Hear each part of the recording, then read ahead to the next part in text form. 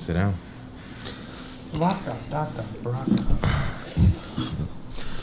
Hello and welcome to episode 23 of the Jerusalem Hub audio experience. Wait.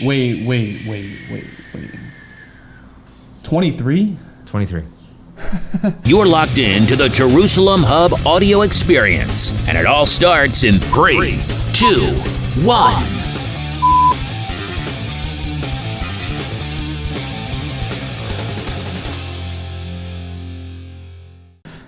All right, continue. I'm Shalom Makowitz. Aaron Menlowitz. And we are Jerusalem Hub. The purpose of this podcast is for us to show you our journey as well as teach you as much as we can while we're on it and to hopefully learn from you. So please make sure to like, share, and subscribe. We're happy to have you here. So we were at TechCrunch. Oh, man. We made a video. Hopefully most of you have seen it. Did you see it? I saw it. I saw it too. How many views do we have on YouTube? We have 22, not bad. I think Facebook has a little bit more. What do you want to say about TechCrunch? Either way, I want to say that it was fun. It's interesting. I mean, it's interesting. If you watch the video, we'll tell you this, but we'll just do it in short, real quickly now. We still have more content. Our expectations were super high. We were slightly disappointed because it wasn't as big as we thought it was. But we figured out, it was practice. Practice makes perfect. Experience is everything. And we figured out a really cool way to work the room and to do it quickly. Stop shaking the table. And I think for the most part, despite the fact that the conference itself was somewhat of a letdown, I think we came out with a lot of huge stuff. Yeah, we met a lot of really cool people. Got a lot of free stuff. And I think for the most part, if there's anything I can tell people out there, it's that, no matter what, if you're being proactive towards your dreams and goals, even if it doesn't turn out the way you expected it, it's important experience. Yeah, and it's always important to, what we saw from this, we came in, oh my gosh, what is going on here? This place is, tiny. There wasn't so many. I mean, granted, the whole all the talks were going on was a nice big place, but everything else where people network was slightly tiny. Yeah. And we're like, why are we here? It's so small. But then we changed our point of view about the whole thing, and we basically turned TechCrunch into our little playground. Yeah. And we made it work. We were proactive about making it happen. Even though it didn't seem like anything could come out of it, it didn't seem like we could get anything, but we made a lot of really good contacts and met a really lot of cool people, and hopefully secured some really cool projects in the future. So as far as things go, we're moving along, which is the best kind of news. Yeah, I love these innuendos. So we are doing a series on how to start a business. We had 3 episodes before this. If you haven't seen them, please check them out on YouTube. This is number 4. This is number 4. We had the idea, we had market research, we had taking action, and now we have product development. Oh, and we'd like to sincerely apologize for the lateness of this week's podcast. We usually put it out on Tuesday night, Wednesday, and we're recording this on Thursday. So you should expect it today, which is Friday, or tonight. Yeah. So our sincere apologies. We'll try to stay on. At least the audio should be expected. Okay. Product development. What is that? Product development, the creation of products with new or different characteristics that offer new or additional benefits to the customer. Mm-hmm. No? Okay. Interesting. The creation. Wait, let me get that. The creation of products with new or different characteristics. Interesting. Yeah, I think that. How would you define product development? Off the bat. It's basically that's a very high level version. I guess we're gonna dig down deep into what that actually means. 100%. We're gonna break it down. And we're gonna give you steps on how to perfect new product development, and we're gonna give you steps on how to outsource your. It's so general that this can apply to anything, whether software, physical products, or non-material products. Anything like this could go down to building a investment portfolio product. Exactly. It's totally esoteric, but it's a product. And keep in mind that a lot of this sounds like market research, but I can guarantee you they're both very different. It's just happens because to be. there's different. The difference is the action that's being taken. Right. You're taking the market research that molded where you want to bring your product, and now you're going into the point of, okay, this is what I want to sell. This is what I want to give. Let's make it something very refined. It's important for people out there to know that product development may involve modification of your existing product or its presentation. So what you originally thought... Or creation of a whole new thing. So what you originally thought, there's a chance that through the product development process, you might modify your product and change it so that it's more... so that it caters more to the customer base and its market. So there's a chance that out of all the market research and out of all the product development that you do, that you might have an entirely different product that is defined to target entirely different customers.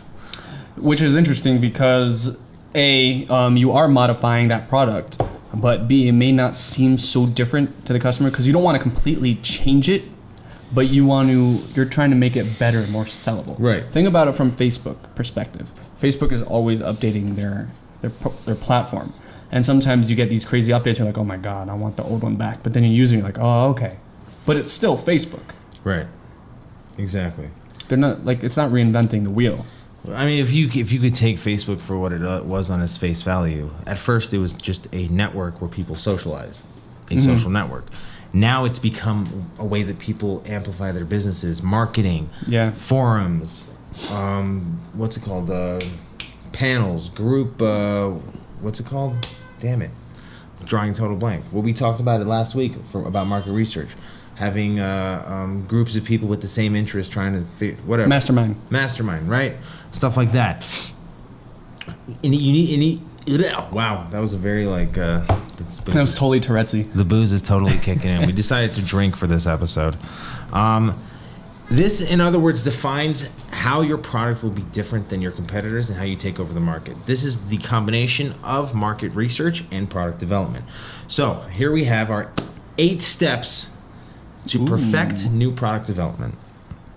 Generating the product, using SWOT analysis and marketing trends to help you distance yourself from your competition. What does SWOT stand for? Do you know what SWOT analysis is? No. SWOT analysis is SWOT. Strengths, weaknesses, opportunities, and threats. It's pretty self-explanatory. Yeah, so let's go through it. Let me try to figure it out. Go for it. Do you actually have a write-out? I don't have it written out, but it's... SWOT analysis. This is in terms of developing your product, right? Mm-hmm. So strength, you want to see where this product flourishes, what it works best in, which markets it works best in, which aspects of the product are really good and like totally refined and are performing really well. Correct. Weaknesses, where people experience issues with the product, where they can't...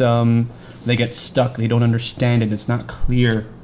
Or if I can just piggyback on that. Or a weakness could be which customer base the product does not reach. Right. When you go back into the marketing research, you see that females from the age of 31 to 32 hate this product completely, but females from the age of 33 to 35 love it. So you have to refine your targeting to make the product more valued toward that niche. I do this with marketing all the time. If I see that I'm setting up a campaign with ads and I see that there's maybe completely heavy side of men and no women, and I'm paying maybe like 50 cents a click for women, but I'm paying like 20 cents a click for men, then I'll probably cut out women from the campaign, not because I hate women, but because it's just not cost effective. I'm not gaining anything from it. So that's another aspect of product development. So now opportunities. You want to take that one? Go for it. You're doing great. Okay. Totally ad-libbing. I love this. It's perfect. Opportunities. You see new possibilities within the product. In the market. You see something, your product can take a teeter to a whole new aspect of growth, like expansion. That's the word I was looking for. You want to expand your product to take over. For example, let's talk about Instagram. Yeah? Go for it. Because I think most people understand Instagram. Instagram used to be just a feed of pictures and images. I don't remember how many years ago, but they expanded. They found an opportunity that, oh, look, people are not liking what's going on in Snapchat. Let's build our own. So they went ahead. They built their own, which is at this point doing much better than Snapchat. But they found the opportunity and they went for it. Or if you see opportunities in market research, that you see that you could go for a totally different demographic in a different city, in a different country, you go for that. Opportunities could be in the physical product itself. You can add a little feature to it which will enhance the user experience. Within apps, the same thing. Like we said with Instagram, they added a feature which encased and brought their product up tenfold. That's opportunities. Threats. So we got strengths, weaknesses, opportunities. Now threats. That's interesting. What would you say the difference between threats and weaknesses? I would say threats would be, for example, we're talking about product development here. So if we're talking about product development, I would say that a threat would be your product is perfect in this way, but let's say like you were talking about, like males or females between the ages of 18 and 30 understand how to use the product, but males and females between the ages of 30 and 60 do not understand how to use the product. That's a threat, because you're basically cutting your... Or is that the weakness? It's both. I was thinking threats more of an outside factor.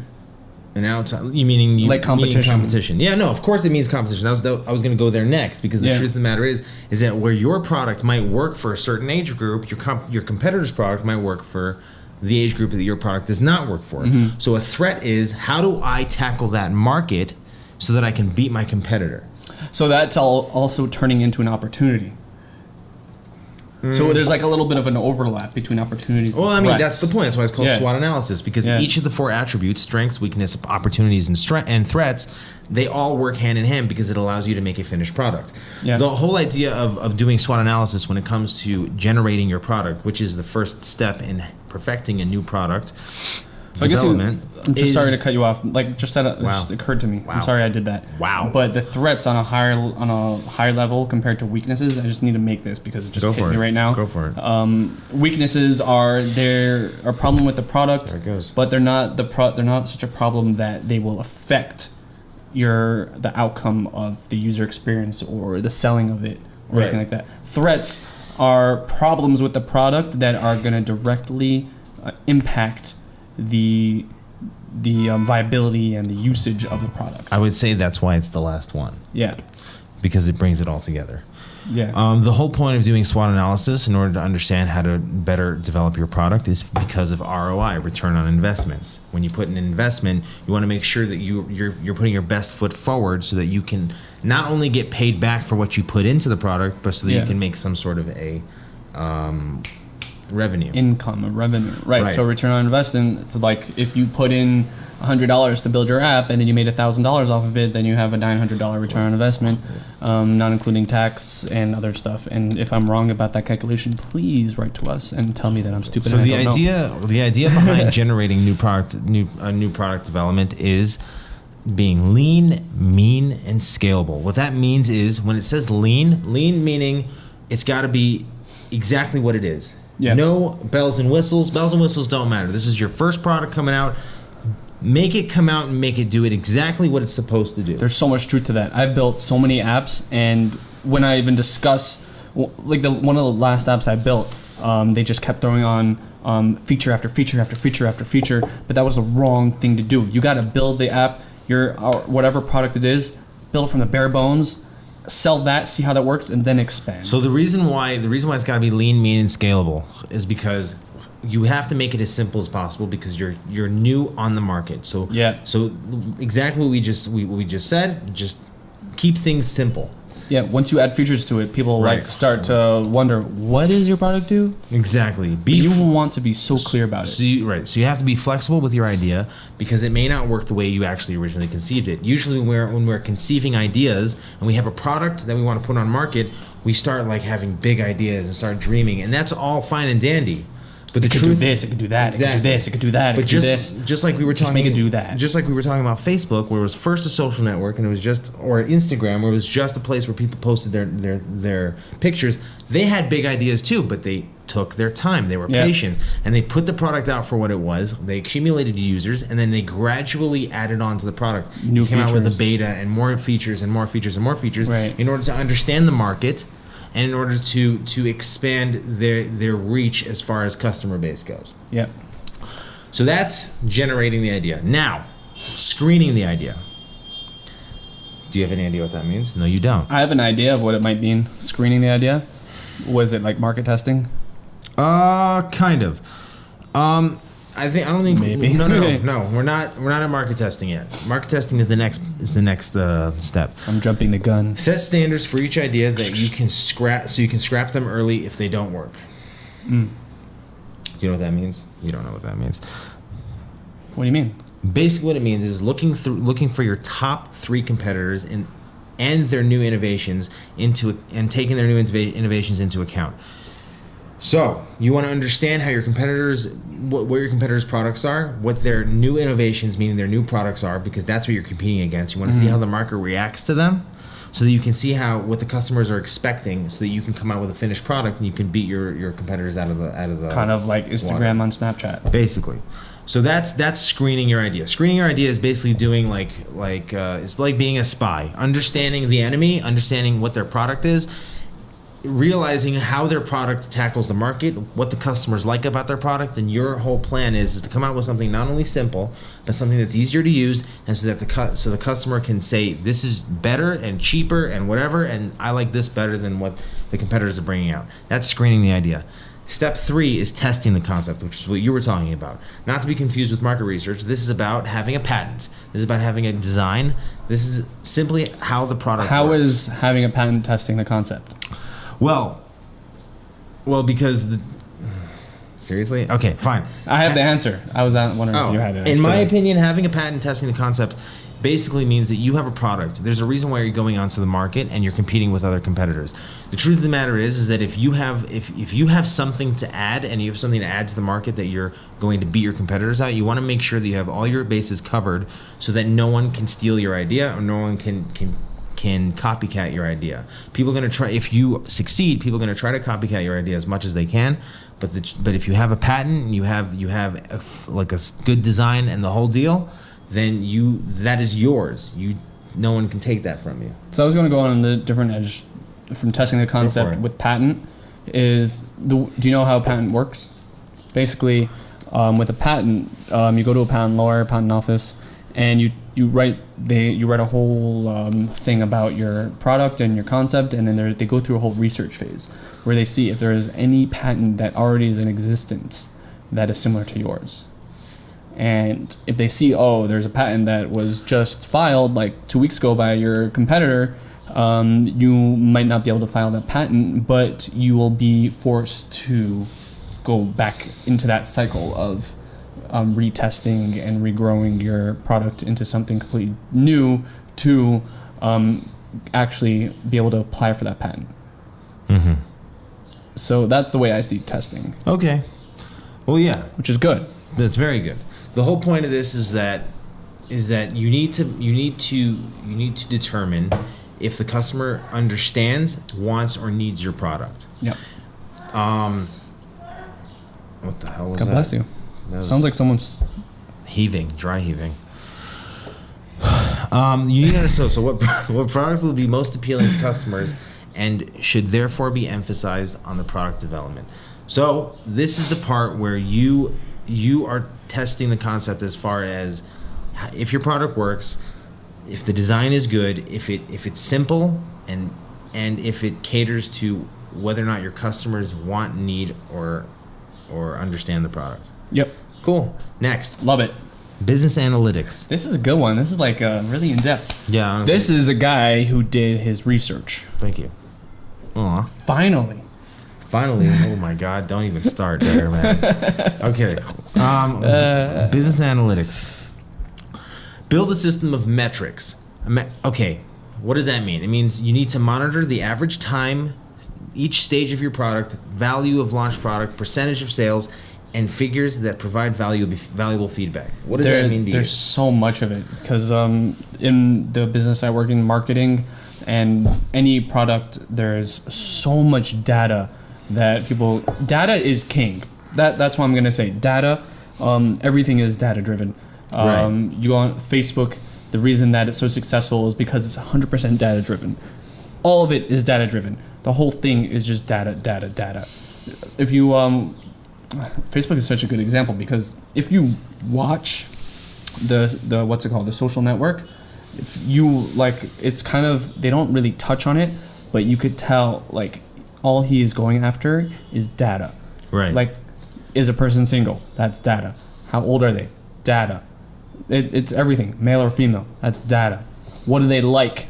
This is marketing uses it so heavily, and when people get so crammed down in it and so really take it too far, that's why GDPR started. Right. Anybody knows what GDPR is? It's what the European Union just stated, that it drove a lot of developers and website owners crazy because they have to create a script in their system to not hold on to data when people say they don't want you to hold on to their data. Right. And this is happening a lot. I think dailynews.com, you can't even access in Israel right now because they think you're in Europe. They shut that access down because they're afraid. They don't want to get fined 30,000 euro for not being. It's a whole data fight. So just and that's going to power your business. Right. So just to pick through this, these are the metrics that you have to keep into account. You have to monitor the progress. What that means is monitor the progress of the rate. That's also high level. Right. Monitor the progress of how it's being wait. I'm going to make this very simple because first of all, monitoring progress is how it's growing, or it's not growing. Do you see spikes? Blah blah blah. But really metrics. I've downloaded metrics from Facebook Analytics, for example, or other analytics, Google, Bing, and they're really highly comprehensive. You could go down to country, time on website, just name something random about a person, where they're from, last websites they were on. That's what cookies are, and there's so much possible data. We can't even talk about it here. All we could do is say just having that to be able to grow your business and knowing what to look for, which falls back on previous things we spoke about, where in marketing research or product development and this whole SWOT thing. If your data is based on SWOT, then you know exactly what to look for, and then you could go back and optimize. Right. So if we go through this list again, average time, each stage of your project, value of launch products, percentage of sales. I mean, those are very high level things, but you could dig a lot deeper. And I'm telling you, we could list. I've seen someone in my office is working on a spreadsheet that has about 400,000 entries on that spreadsheet. 400,000 This is entries. just metrics of data? This is metrics of data, yeah. Data of users. Just so they can perfect their product. Exactly. So they could, and they have everything. They have how much time they spent on the site, what they did there, what they spent in certain pages of the website. Okay, it's all there. So that's why I'm trying to condense it so down just to reiterate that what he just said, he explained it very well. Good job. As long as you understood it sounds incredibly overwhelming, but you need to keep in mind that everything that you put into your project or your product or whatever it is experience. It may not seem valuable at the very moment, but it will seem valuable later, which was what I was going to get to. Unless you have something else. That's where you go back to SWOT. What is it? What are the weaknesses, the strengths? Right. What are the threats? What are the opportunities? You'll see that all in the data. That's where it is. That's why this part of product development is so important. So it also needs to be important that you're going to have people who are working on the metrics, and you're going to have people who are working on the criteria of what it takes to build your product. You need to keep in mind that both the people who work on the metrics and work on the criteria are in agreement, because it's a very it's a point of building your product where people are going to be in conflict, because the metrics are going to disagree with the criteria, and you need to make sure that there's peace amongst metrics and criteria. Those people need to understand, like, because the criteria is about building the product, what it looks like, how this, whatever. The metrics is about how the product scales on the market. So they need to be... Or how it's performance on the market. Right. So the relationship between those two parties, as far as developing your product is concerned, they need to have a good relationship. They need to be on the same page. That is incredibly important. Here's the best part. The best part is that if the product that you've come up with, that you have not put on the market yet, for some reason isn't scalable at the moment, it doesn't make a difference, because every work that you put in is going to be towards something. Whether it's not towards something immediately, it'll be towards something in the future. Take it, put it in a folder, chalk it up for now, and you can always use it later when it's more applicable to the market. That's something to be very much kept in mind. Our next step... Very good. Thank you. Our next step is beta and marketability. This is pretty simple. Basically, what you need to do is you need to have private groups testing your product out in order to better... I just want to add something. Okay. We have to think of this whole list that we're going through as a cycle. Right. It's a feedback loop. So you go to beta, you have product testing, then you go back into data, or back into SWOT, and you see what's not working in beta, and you go back. Right. Exactly. 100%. So before you launch the beta is basically the product that is, it's like the product before the product that's going out on the market. The beta is the perfected product of what you originally had. So you're going to take that product and you're going to give it in, you're going to put it in private testing groups with like 10 or 50 or 200 people, and they're going to check it out. You're going to ask them a series of questions. You're going to ask them, what do they think of the product? How do they think they're going to use it? Would they buy the product? Stuff like that. So I need to interject. Go Another for it. thing, there is a step missing between oh really? Before beta and marketability. Go for it. It's called QA, quality assurance. When you're developing any single product, app, anything, any physical product, you want to hash out all the obvious issues. And that's done with QA. If you ever worked as a QA in development, that means you're going through every single website, every single page on the app, and seeing where you get stuck or where the app gets stuck. You're using a product, you see where it's not intuitive. These are just basic quality assurance issues. And then once you pass QA, then you can start going into beta. Because now you know that you hashed out all the obvious stuff, but what wasn't obvious to you is that's when you go into beta and you have other people with different brains, actual users inspecting the app and doing their own QA on the product. So it's important to understand. So I had to add that. I think it was very important. It's perfect. It's important to understand that you cannot skip the private testing groups, and the reason is because when you're in a company and everyone is invested passionately into the product and they all believe in it, you're in a vacuum of information, and it's important that you need to get an outside source, an outside opinion, because at some point, if you don't get an outside opinion, you just put a product out on the market because everyone in your company believes in it, you're going to realize that you're going to get destroyed because just because 10 people care about it doesn't mean that the rest of the world care about it. And I worked in a company that we actually did private testing. We brought people into our office to work on a product, and we were like, it didn't really work out too well. It didn't work as we expected. So what happened? We hashed the whole entire project and started all from the top, from scratch, because of that. Like, it's very powerful. The product did come out in the end, but completely different animal. Exactly. So now, we did beta and marketing. Now we go on to technicalities and product development. What this means is that after the beta testing is done, it's time to go through it's time to fix the bugs, fix everything that's wrong with the product, and figure out how to automate it and cut your costs.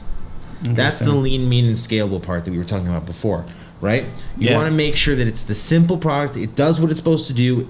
You've done the group testing. You figured out what people hate about it. You fixed that. You figured out what people want about it. You fixed that, and you turned it into a lean muscle. A scalable, exactly, crazy. And now you have to figure out this is my product. my product's right here. Yeah. And I have to figure out how I can get this same value, this same concept, but with lower production costs. Yep. That's that. Okay, cool. It's very interesting. Next step. Is there anything? Next step. Oh, okay, fine. So I pretty much explained that perfectly. Commercialize. Ooh. Getting your product off the ground. Right? Meaning that you're hitting the market hard. Exactly. You have to get it off the ground and keep it in the air. Keep the product oh my god. Wow. So much information. Okay.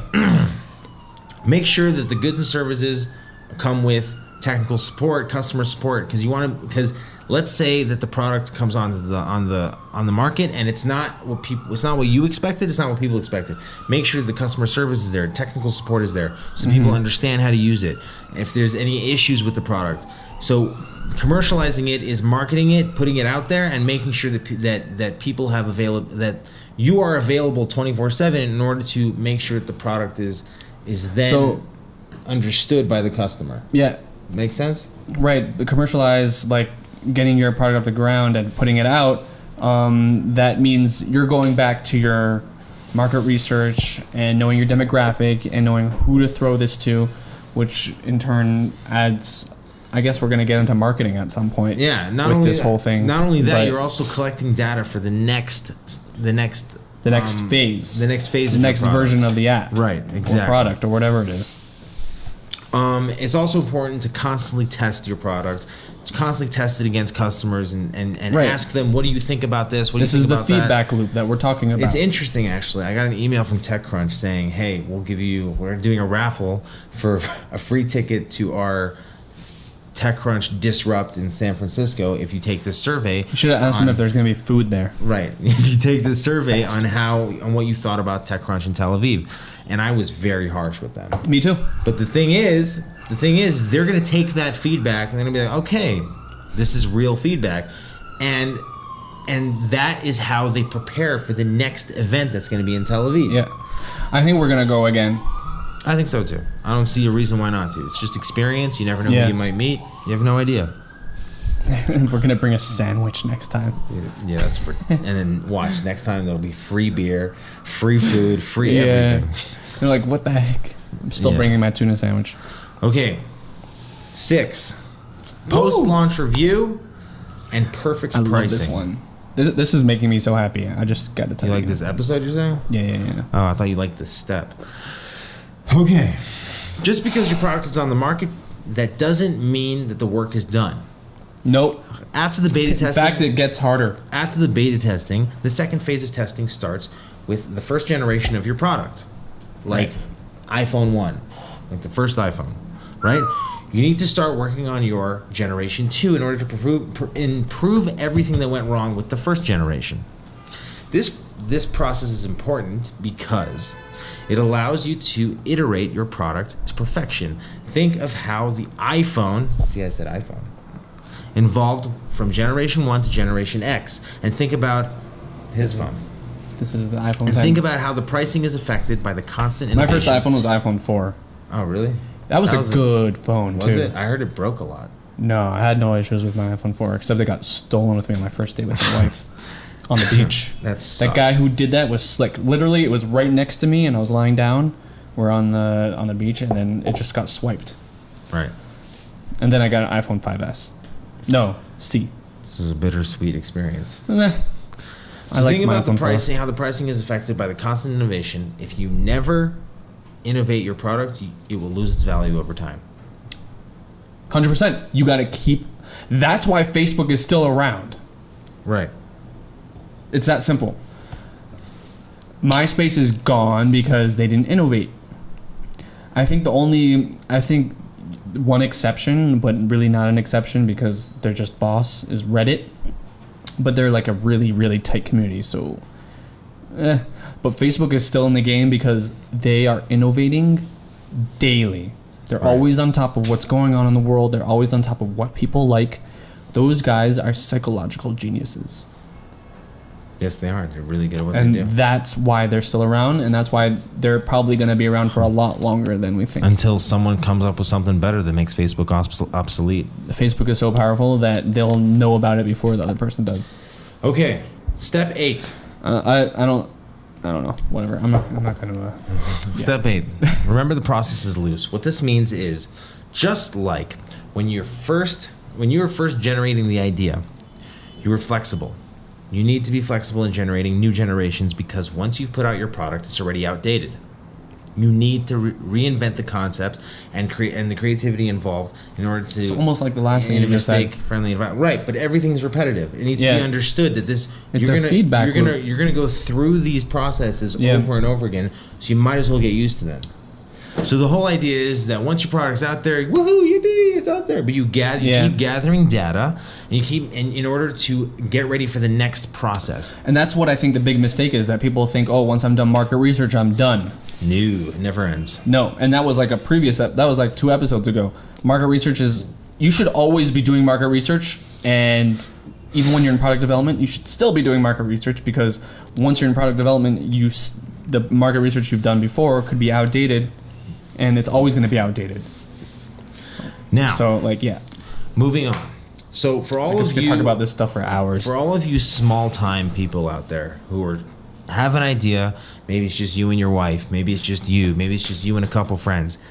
This all sounds incredibly overwhelming. Well, fear not. First of all, it is overwhelming, but if you tackle everything one at a time... Did you just say fear not? Yes, I did. If you tackle everything one at a time and you use the step process that we've provided for you, it shouldn't be that difficult.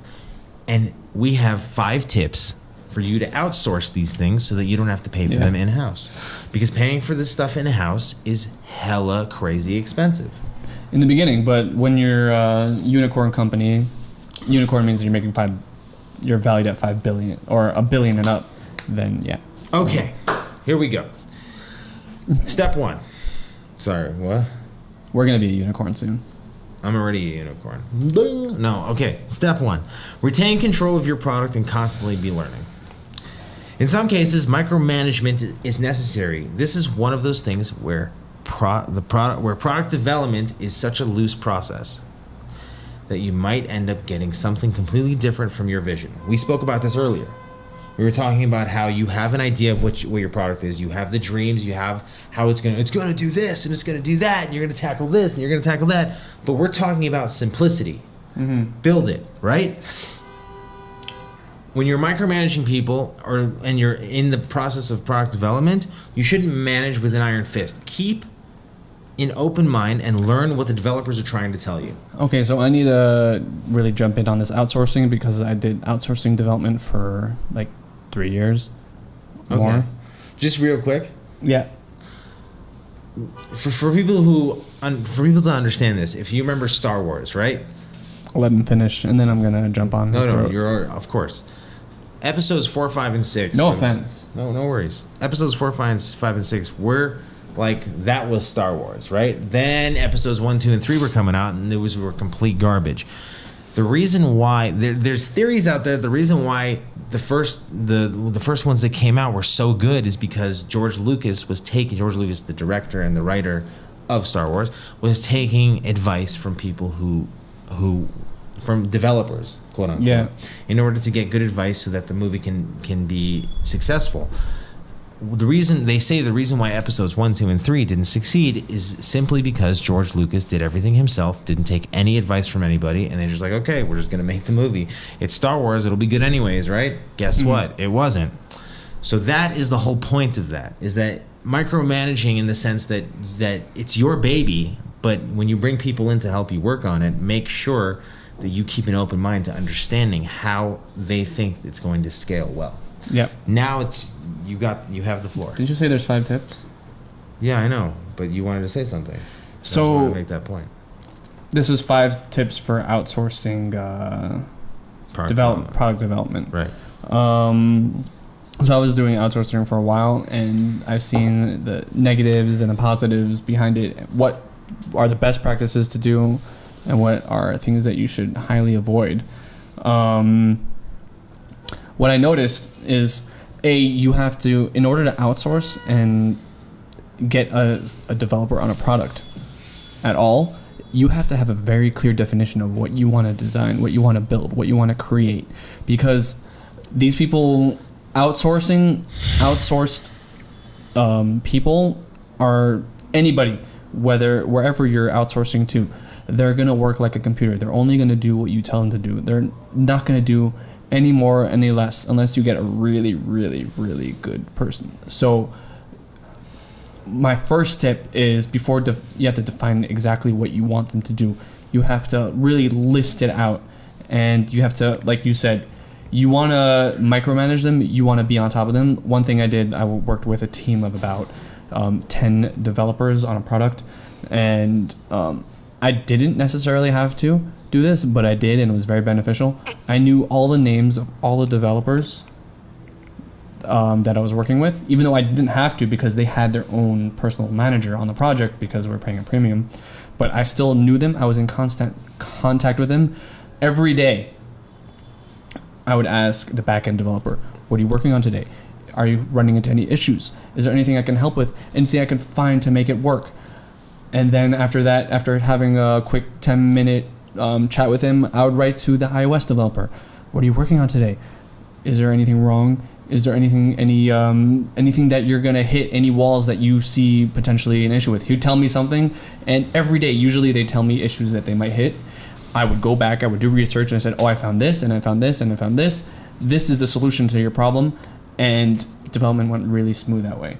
Because I got really close and personal with developers. I was on their team because we actually met them. We met one of them, yeah. Actually, the one that I was working with that I mentioned to that person, he actually came to Israel and sat in the office. It was really cool. But he's a really nice guy. But really getting close and personal with the people you're working with, that you're outsourcing, and knowing what they're doing constantly, not like you're trying to micromanage them completely, or what's the word for it?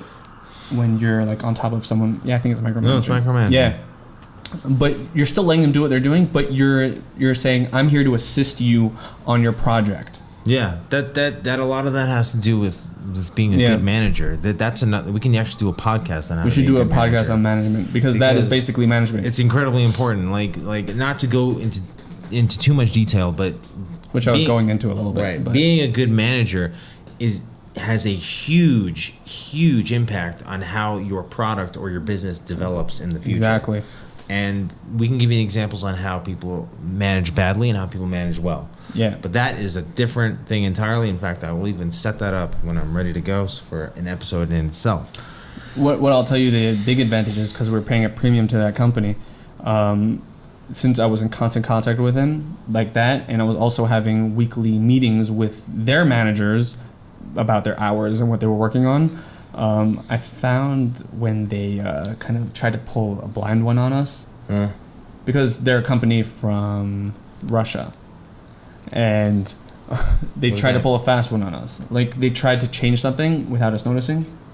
Why would they do that? They tried to switch something in development, which added about like 15 hours of development, which is about, I don't know, $3,500 or more a week of work. That's interesting. And because I was in constant contact knowing what they're doing, they're like, there's a change here. What's going on? So I asked them, and then I spoke to my higher uppers. I'm like, there's something going on here.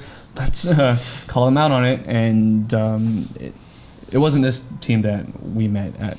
No, it was a totally different team. Yeah. But that's the advantage of when the problem is with working with outsourcing is that someone could pull a fast one on you. Right. So micromanaging, but not micromanaging, is a really, it's going to help you develop the product that you want really well. And B, they can't pull a fast one on you because they know that you're going to be on their ass if something doesn't go right. Right.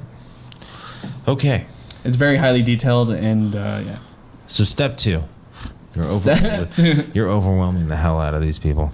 Well, so step 2. You mean I overwhelmed the hell out of you just now? No, I'm chilling. Like I'm good. Okay, step 2. Implement checks and balances to reduce your risks. What this means is, as I mentioned before, it is expensive to have in-house developers because most people don't have the capital in order to afford that. Right. In order to afford departments to tackle different aspects of your product.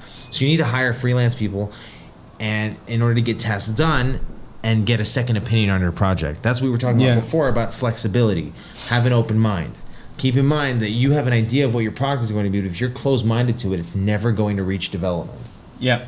So that is implement checks and balances. Number 3, hire specialized people or specialized engineers if it's tech.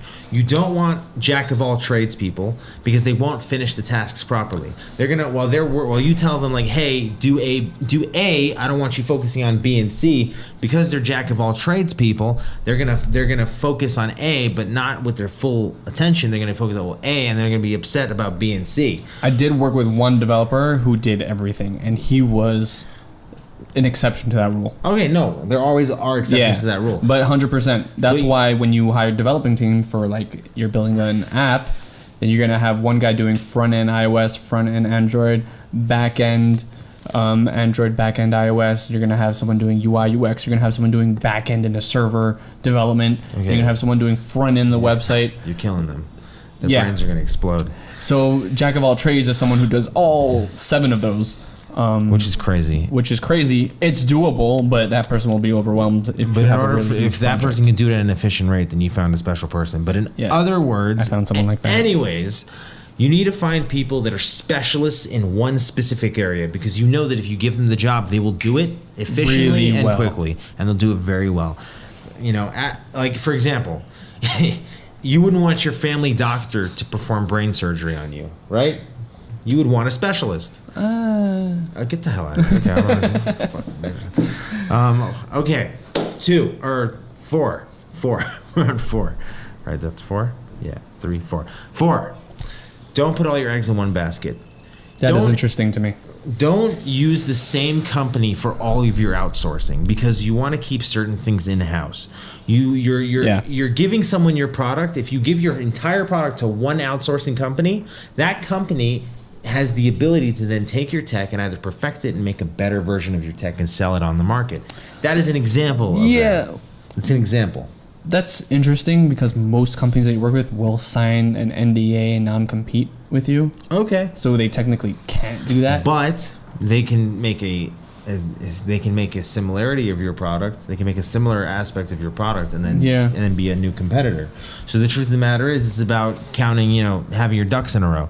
If you want an outsourcing company to do a certain kind of development on your product, you want them to do a task on it. Exactly. You just want them to do a task and outsource your other tasks to other outsourcing companies. Yeah. If you put everything with one outsourcing company, unless that company is funding you. There's advantages and disadvantages though. Because if you're making a really, really comprehensive product, you're going to... If you spread it out too far, then you're gonna get one thing from someone else. Imagine it like this: you're drawing a map, yeah, and you have one person doing one half of the United States, and you have someone else doing the other half of the United States. If they're not working together and they're working in totally different companies, then the two halves of the United States are gonna be a little bit different. They won't mesh completely together. So that's one reason why if you're doing something really sensitive, you'd want to have full control. Exactly. So piggybacking on 4, step 5 is manage your product's development and save money. What that means is that if you're going to give your entire product to one outsourcing company, they're going to charge you up the ass. Yeah. So like $5,000. That's why you have to split it up with different tasks for different outsourcing company because you see the market, you shop for who's cheap and who's going to get the job done right. Yeah. You'll end up saving a lot of money. Yeah. So that is product development according to that was very good Jerusalem Hub. Our challenge to the audience is that if you have followed every one of our episodes and followed each step of how to build a business and you're up to the product development part, get to it. You are at that point where you're gonna hit the market. There's no stopping from here. And just keep in mind that if you need help, you let us know and we'll help you every step of the way because we're here to support you because you're supporting us. I want to give a huge shout out to my brother, Yehuda, for helping me produce this podcast. Oh, wow. Thank you, Yehuda. I encourage and invite everyone to please like, share, and subscribe on YouTube, Facebook, Instagram, Twitter, the whole deal. We're everywhere. We're on audio as well. Please share our stuff. We really appreciate it. Comment, and we will get back to you. We love our audience. We love the fact that you're here because you're helping us make this dream happen. That's why we're still here. No matter the circumstance, we're still here. With that being said, unless you have nothing else to add, this concludes episode 23 of the Jerusalem Hub Audio Experience. I'm Shalom Makowitz. Aaron Menlowitz. Thank you for joining us, and we will be seeing you for episode 24 next week. We will. And with that we are.